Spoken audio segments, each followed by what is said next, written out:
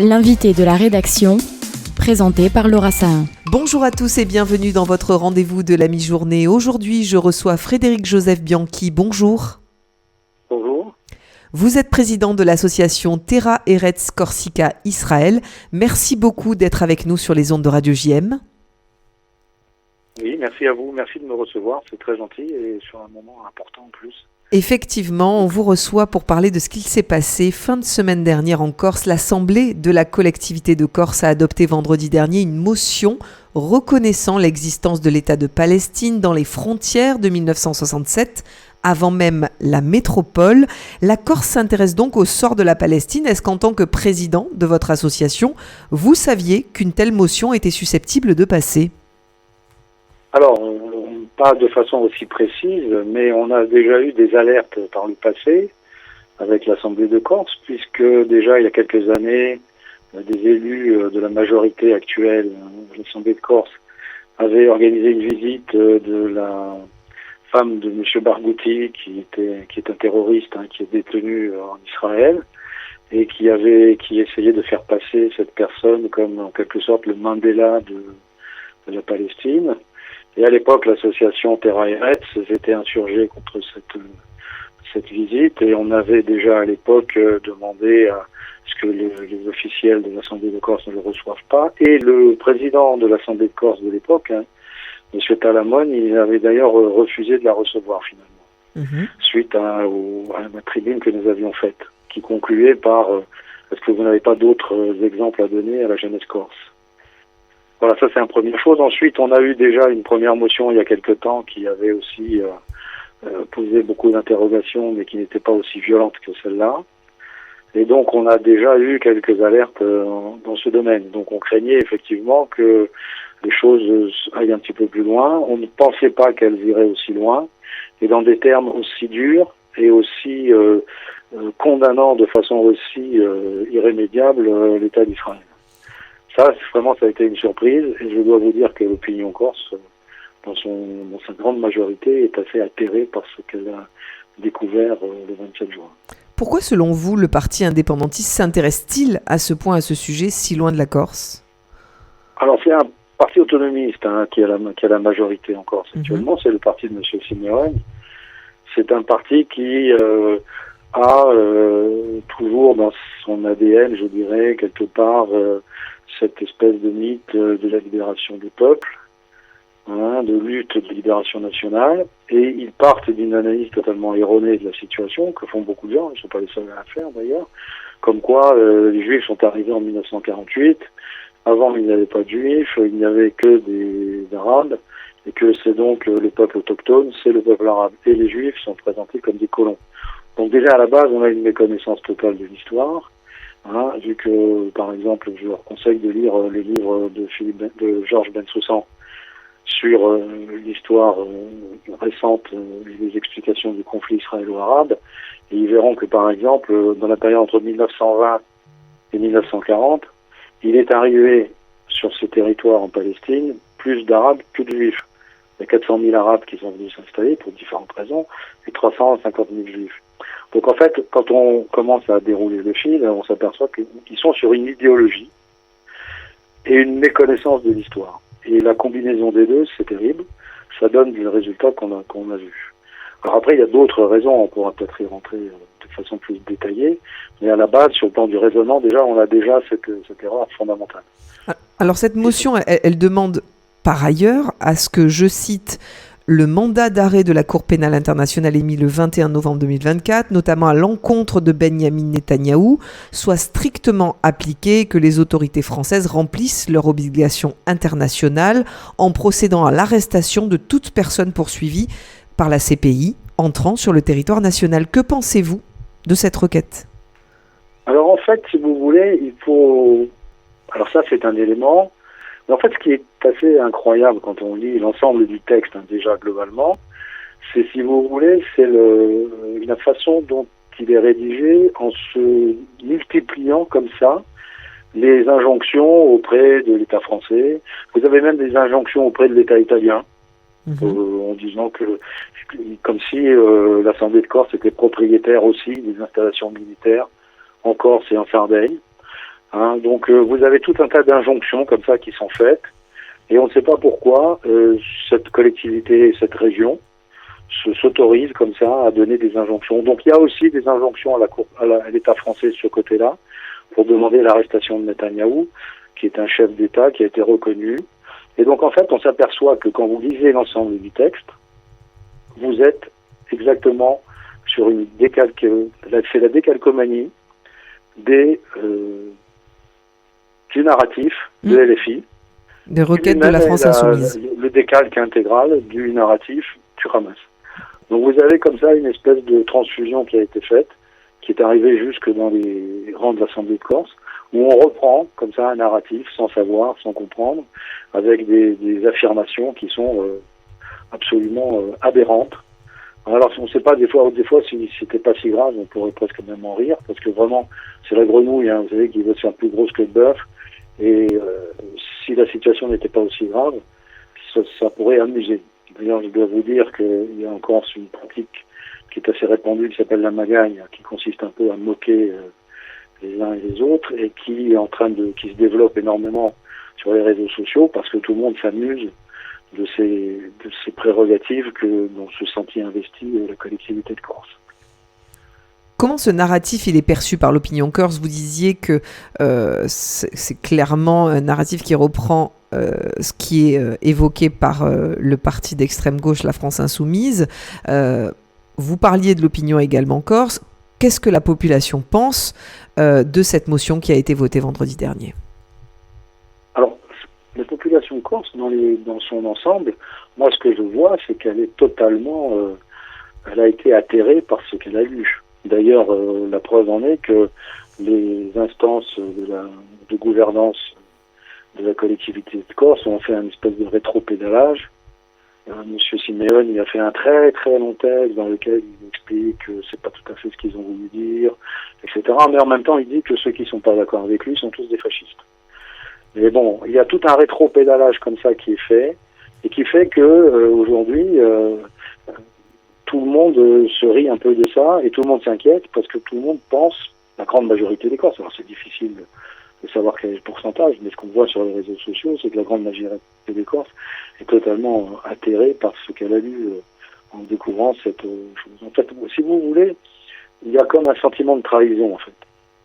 Trahison, pourquoi? Parce que personne n'a mandaté la collectivité de Corse pour aller prendre une position aussi radicale sur un sujet. Si la motion avait été une motion véritablement de paix, qui pèse le pour et le contre, qui fasse la part entre les arguments des uns, les arguments des autres, et qui essaye de montrer que la collectivité de Corse essaye de prône une voie d'entente et de paix pour ce qui concerne ce conflit au Moyen-Orient, tout le monde aurait compris. Mais là, c'est d'un parti pris tellement manichéen, c'est tellement idéologique, c'est tellement manichéen, que les Corses ne s'y retrouvent pas du tout. Il n'y a pas de concertation, en fait, c'est ce que vous dites. Ah non, et puis il n'y a eu aucune concertation. Il faut voir dans quelles conditions ça a été voté. D'après ce qu'on a su posteriori, là, ce qu'on a vu, il y a des photos qui le montrent, et puis on peut suivre les débats sur Internet. Vous pouvez aller voir le replay, entre guillemets, de cette séance. Vous voyez qu'il n'y a pratiquement plus personne sur les rangs à l'Assemblée de Corse, et que la droite, l'opposition n'est pas là. Un parti autonomiste a quitté aussi l'hémicycle, si je puis dire. Et en fait, ils se sont retrouvés à quelques-uns, ce qui leur a permis de dire a été voté à l'unanimité. Forcément, l'unanimité, quand il n'y a pas tout le monde, c'est plus simple. C'est l'unanimité dans une salle aux 2 tiers vide. Donc voilà, tout ça, c'est un petit peu de... Alors après, la question, c'est pourquoi tu fais ça? C'est la question qu'on se pose, c'est pourquoi maintenant et pourquoi? Alors, pourquoi ça, vous savez, comme on dit en Corse, igual y a pigna dans les au Gucciaro. C'est-à-dire que les valeurs de la marmite, il n'y a que la louche qui les connaît. Donc eux, ils doivent le savoir. Nous, ce qu'on a remarqué, ce qu'on peut remarquer, en reconstituant les événements les uns après les autres, c'est que, d'une part, M. Coquerel est venu il y a un mois, il a été reçu par M. Simeoni en grande pompe avec photos, etc. Bien. Monsieur bien. Coquerel, donc de la France Insoumise, on le rappelle. Oui, tout à fait. C'est effectivement aussi le président de la Commission des Finances, mais il n'était pas là en tant que président de la Commission des Finances. Il a été reçu en grande pompe. On sait qu'il y a déjà eu dans le passé, j'ai oublié de vous le rappeler, mais il faut savoir qu'il y a beaucoup d'élus qui sont des proches de M. Simeoni qui ont parrainé M. Mélenchon aux élections présidentielles. Ça, c'est pas un secret. Il suffit d'aller sur les sites internet et vous aurez la liste de tous les élus corses qui ont parrainé M. Mélenchon. Et donc, il y a incontestablement un accord entre la majorité territoriale aujourd'hui en Corse et LFI. Le problème, c'est que les Corses, ils ne sont pas tous d'extrême gauche, hein, bien loin de là. Donc cet accord-là, il a été fait pour des raisons qu'on peut imaginer assez simplement. Et ce qu'on voit tout de suite arriver premier chef, c'est bien évidemment le vote au Congrès de l'autonomie de la Corse. Donc on peut penser, aujourd'hui, on peut faire l'hypothèse que le groupe LFiste votera l'autonomie de la Corse au prochain Congrès, s'il a lieu, sur le sujet de l'autonomie de la Corse. Alors évidemment, le vote de cette motion va avoir un impact sur la communauté juive corse. Vous, en tant que président de l'association Terra Eretz Corsica Israël, est-ce que vous avez peur justement de ces répercussions que peut avoir cette prise de décision de la collectivité de Corse? Alors oui, c'est pas qu'on a peur, c'est qu'on la voit tout de suite dans les faits se matérialiser. C'est-à-dire qu'on a reçu des dizaines d'appels d'amis juifs qui nous disent qu'est-ce qui se passe, on est sidérés, on comprend pas. On pensait que la Corse était l'ami des juifs, que les Corses étaient les amis du peuple juif, et là on lit cette motion qui condamne Israël, il faut le rappeler quand même, c'est une motion qui condamne Israël, et qui condamne Israël pour génocide. Hein, c'est quand même, il y a des mots là-dedans. Le mot a été prononcé. Ah oui, alors ils ont fait un petit artefact, ils ont dit comportement génocidaire, pour pas aller c'est toujours un petit peu le système de manipulation des mots, mais en tout état de cause, on se retrouve dans une situation où il y a une condamnation sans appel de l'État d'Israël, et il demande même donc à la France d'intervenir pour arrêter le Premier ministre israélien, qui, je rappelle, a été élu régulièrement, premièrement, et deuxièmement, a fait l'objet d'un, comment dirais-je, aujourd'hui un consensus en Israël depuis la guerre contre l'Iran. Hein, tout Israël était derrière son Premier ministre. Donc on ne voit pas de quel droit l'Assemblée de Corse se substituerait même, non contente de se substituer aux institutions françaises, italiennes, il faudrait aussi qu'elle se substitue au peuple israélien. Bon. On est en plein, excusez-moi, on est en plein, enfin c'est complètement, enfin bref, il n'y a pas de mots.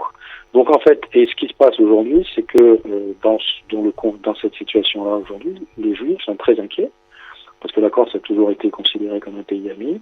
Et par exemple, nous avons un collectif. Hein. Il y a l'association Terra Eretz, et puis il y a tout un collectif qui est avec nous pour dénoncer cette situation. Et d'ailleurs, je vous dirai ce qu'on va faire tout à l'heure. Et nous avons eu des mails, nous avons tous reçu des dizaines et des dizaines de messages de Juifs qui s'inquiètent et qui disent qu'est-ce qu'on fait? On pensait à pouvoir vivre en paix en Corse. Et là, on se pose la question. J'ai même une personne qui m'a téléphoné en me disant qu'elle allait mettre sa résidence secondaire en vente. Ah oui, donc on en est là. Comment? On en est là. Oui, les Juifs sont extrêmement inquiets. Ça a été un coup de tonnerre. C'est un coup de tonnerre. C'est-à-dire que c'est quand vous apprenez qu'un ami vous a trahi. Ça relève de ça. Et en fait, ce qu'on essaye d'expliquer, c'est que cette position-là, c'est la position de quelques élus, pour les raisons que j'ai évoquées tout à l'heure, que le peuple corse et que les Corses, dans leur immense majorité, ne sont pas sur cette ligne-là. Hein. Et troisièmement, que, en fait, c'est quelque chose qui va même porter tort à la Corse. Parce que la Corse, c'est quelque chose qui place la Corse dans une position... alors bien sûr, il y a les félicitations de toute l'extrême gauche, de Rima Hassan, de tout le monde, mais c'est pas ça qui va faire vivre l'économie corse. Hein. Donc tout ça, ça met la Corse dans une situation très mauvaise, y compris sur le plan économique. On sait tous qu'il y a beaucoup de de Juifs qui viennent passer leurs vacances, etc. Il y a beaucoup de Juifs qui même veulent s'installer en Corse parce qu'ils pensent que c'est un endroit safe, en antisémitisme, mais ils ont raison encore de le penser. Et voilà. En tout cas, pour nous, cette motion, elle est inacceptable. Est-ce que vous avez prévu des recours judiciaires face à ce vote? Alors, tout à fait. J'ai annoncé déjà hier, j'étais sur I24, je l'ai annoncé hier. On va saisir dans un premier temps le préfet de Corse pour lui demander de faire le contrôle de légalité. Et s'il ne le fait pas, nous irons en recours au tribunal administratif. Parce qu'on ne peut pas laisser ça. On ne peut pas laisser ça, et en plus c'est un précédent. Et ça peut inspirer beaucoup d'autres collectivités. On espère que non, mais voilà, c'est comme on dit, c'est un précédent. Et on n'a pas envie de laisser les choses comme ça et que cette espèce de mèche vienne de Corse. J'ai regardé, alors j'en suis pas sûr, il faudrait le vérifier, mais la Corse est la seule région d'Europe à avoir pris un texte de cette nature. Alors, il y en a certains qui voient une spécificité dans laquelle ils se glorifient. Je pense qu'il n'y a pas de quoi. Merci beaucoup Frédéric Joseph Bianchi, président de l'association Terra Eretz Corsica Israël, d'avoir répondu à nos questions aujourd'hui au sujet de ce vote, cette adoption par la collectivité de Corse de cette motion reconnaissant l'existence de l'État de Palestine dans les frontières de 67. À très bientôt, merci à vous. Merci de m'avoir ouvert votre antenne, à très bientôt. Au revoir. Pour voir ou revoir cette interview, n'hésitez pas à aller sur notre site internet radiojm.fr, nos réseaux sociaux, Facebook, Instagram, X et notre application Radio JM. Très bel après-midi à tous.